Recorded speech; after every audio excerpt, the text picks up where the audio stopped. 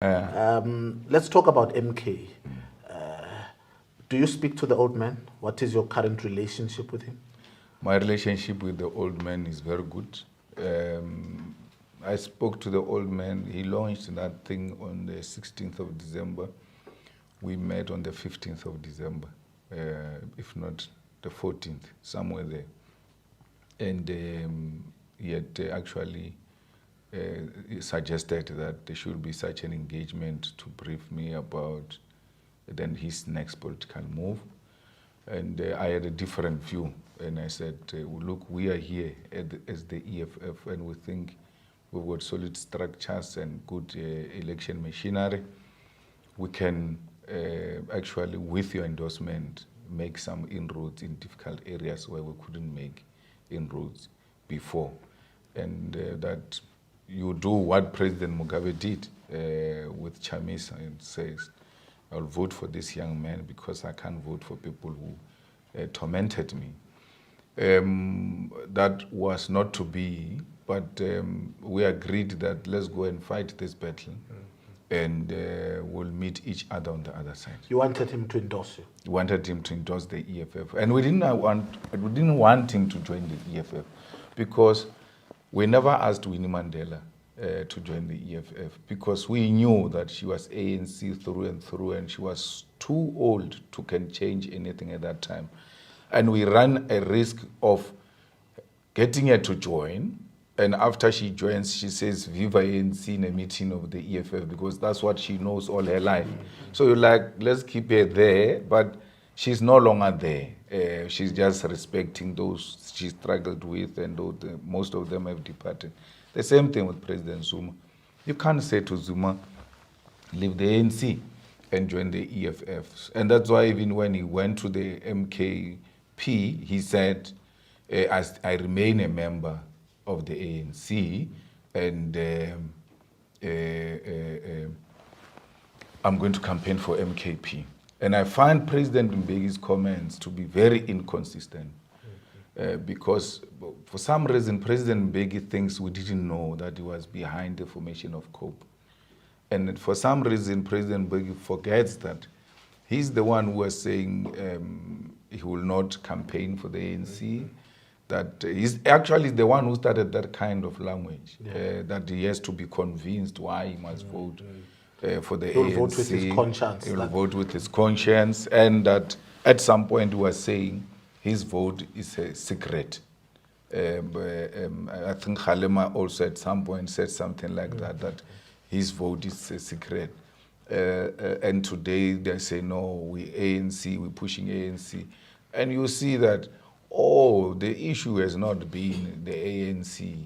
They were being factional in their approach. If anything, I think President Zuma is doing what he's doing because he learned it from President Mbeki. It's just that President Mbeki did not have the necessary courage like Zuma and then come out publicly. But everything else he did is exactly what President Zuma is doing, to endorse a particular party. Mbalula used to call him Dalai Lama of COPE. Yes. Yeah. Yeah. But now, of course, he's sitting on the other side, lambasting Zuma, seeming to be, the Dalai Lama, the holy one there in the corner. On the 29th of May, South Africa has the opportunity to make its decision, right? Assume that many people, more than the EFF, vote for MK. What is your next demand on Zuma? Would you ask him or MK and the EFF to consolidate and make one party? Tell me about some of the conversations there.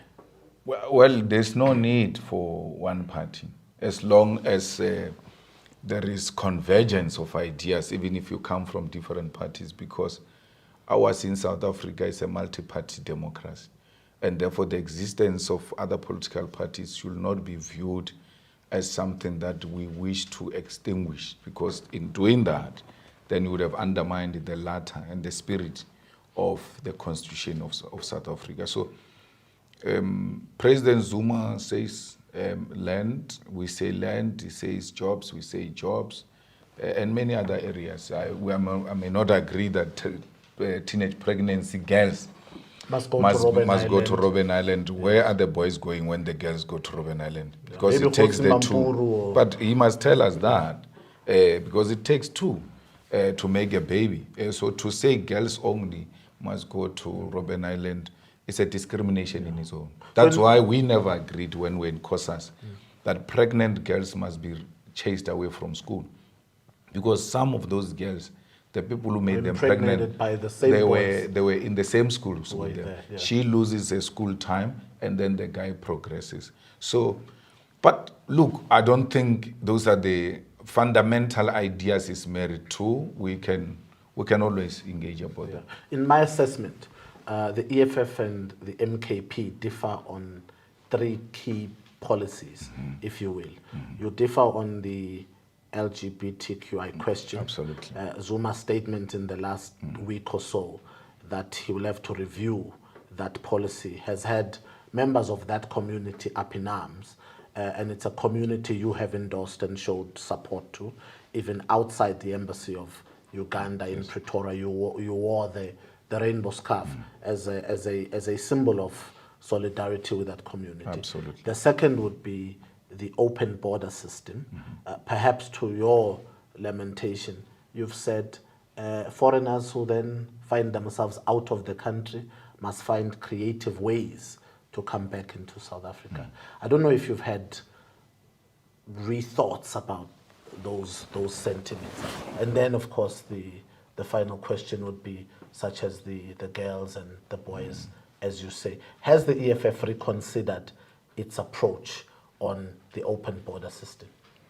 No, let's start with the LGBTQ plus communities.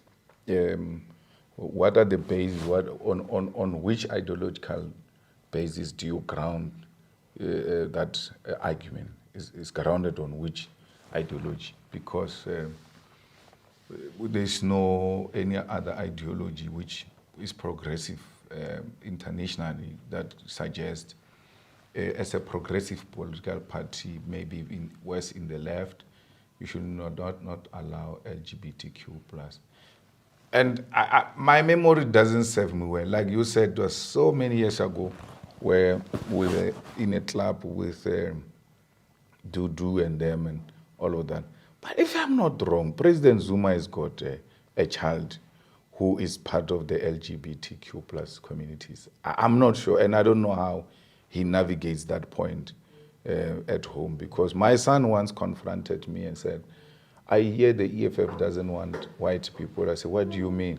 They said, no, you're going to chase everybody to the sea. I said, no, I can't do that. I mean, he says, no, I was worried because I've got white friends. So I will have to battle, if I want to chase white people out of South Africa, I will have to battle it first at home.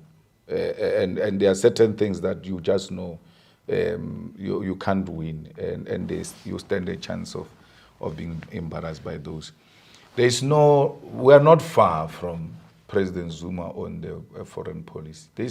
There's a talk here of illegal immigrants, and I think his emphasis is on that. But he is not the kind who can say Africans must not come into South Africa because we are one continent, and he advocated for that himself. He stayed in Zimbabwe, he stayed in Swaziland, he stayed in Mozambique, he was in Lusaka and everywhere else, including Angola, if I'm not wrong. So he's the last person. If anything, he's the one who should be advocating for this, because he practically and personally benefited out of the hospitality of Africans. And there's no way, everybody understands the EFF argument. Do you know that Venda was a republic, Leboa was a republic, Uputatswana was a republic, and KwaZulu-Natal and all of that, including Seskans, Bantustans. You needed a passport to go to Venda. We collapsed the borders in Venda and said, no more, we are one thing, we are one South Africa, because we're always made to imagine us being different people, the same way they make us believe now. After the collapse of Venda's, of the border, we never experienced the influx of vendors into Johannesburg. The people of Bembe are still there. You will find them. It's not an abandoned land because they saw greener pastures in Johannesburg. They said, we're no longer staying here, we're going to Johannesburg. What these people are saying is a swargefar. It is threatening, intimidating South Africans that you are actually going to have more in your yard if these people are going to come here, which is practically impossible. Why would the people of Mozambique leave Mozambique? Because they are doing relatively well. Why would the people of Swaziland, and you know what is even worse is that the Swaziland people would have left without Malema because there's nothing, they've done nothing fiscal that can prevent them. The same thing with Lesotho. The people of Lesotho, it's Friday today. Tomorrow, if you go at the border of Lesotho and South Africa, there's no fence. They come drink this side during the day, at night go back. There are others in Lesotho who are now receiving SASA in South Africa. I lived in Botswana many years. Yes. You'd go to a funeral in South Africa. Yeah. You know, the funeral would be here, but you'd be eating in the Botswana side. Yes. You just cross. Yes. Khomo is in the side of Botswana. The borders don't seem to exist. Yes. But are you not advocating for illegality with that statement? They must find creative ways to come into South Africa. What are creative ways? Crossing the river. Surely there must be a type of border, not a colonial system, but a type of referendum to say, do you have the necessary papers for the instances of planning? Because the women will be here, they need to take the kids to hospital, for schools, you know, for urban planning and development. There needs to be a quantity of how many people require medication in Joburg. If government doesn't have that plan, it's going to be a disaster. Do you regret those comments? No. Why don't you require documents to go to KwaZulu-Natal and you're coming from here and you have nothing there in KwaZulu-Natal and then you are going to collapse and get sick in KwaZulu-Natal and affect their budget? Why is that not a requirement? What is different between you and these people who are there? Why can't we develop a policy that says if we're to treat a Lesotho a citizen in South Africa, or Swaziland or Nigeria, once confirmed that this is a citizen of this particular country, these are the credentials, we treat this person and then we invoice their country. Why should we have a hospital and then be worried that sick people are going to be sick and then influx our hospital? Don't be worried about influx. You must be worried with healing people so that you save humanity. And the only way you can heal people is when you've got your own planning, but you know that in case other people come from outside, you always provide an invoice to those countries that they come from. That has been African planning, by the way. Those things you are saying is Eurocentric planning. You are talking about a funeral and a cow. You plan for 100 people, 700 people comes, and you never say, this is not part of me. No, you always know. We embrace. There's no RSVP, Kaspi. No, we embrace each other. We don't need invitation from each other. The Europeans are doing it. The people who are advocating for us not to do it, there is no border in Europe. You wake up in Milan and then you go and eat breakfast in Paris and have your lunch in Germany. With ease, without any paper, without talking to anyone. My brother, you're sitting here, you've got an idea, these people are not listening to you. Wake up one morning, get into a car, go and make that presentation in Zimbabwe, in Mozambique, in Angola. Without knowing their language, but with a brilliant idea. Before you know it, you are a citizen there. You're working there, they embrace you. So the poor do not have the necessary means actually to can even leave their countries to come here. Most of the people you see here is the people who had the means to come here. But worse, because we're going to Easter and I've got a property just next to N1 to Zimbabwe. I can't get out of my property with these people going back home. These are the people who you say they influx your country. They are not here to stay.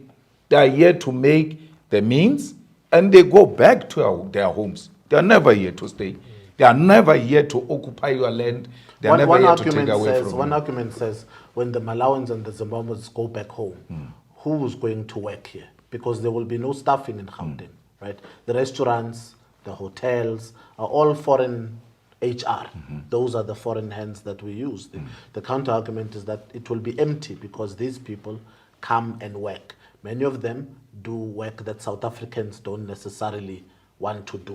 Are you in line with that argument? That, no. That foreigners are not stealing jobs in South Africa? No. The argument that when they leave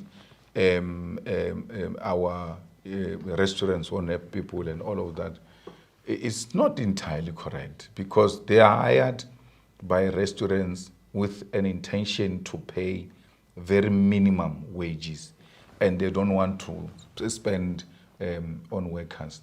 So if they leave tomorrow and South Africans who are interested to go and work, they will go and work.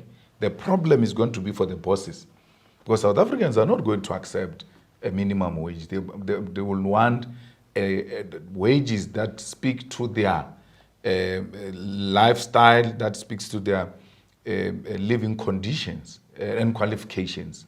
So bosses don't want to pay. The problem is not Zimbabweans. They don't hire themselves in the restaurants. They don't hire themselves in our houses. Most of these domestic workers are from Lesotho. It doesn't mean South Africans can't do that. But the South Africans are going to demand a certain amount of money, and people are reluctant to pay. I've got a restaurant, I've got a farm, I've got a butcher in a township. You will not find a single foreigner, because I've not, the skills I've been looking for, right? When I looked for those skills in South Africa, there was no way I couldn't find them. So I found those skills in South Africa, and therefore there was no need for me to go outside. If I had looked for a skill and I didn't find, there was absolutely nothing wrong with me to go outside and get the people with the skill to come and work here.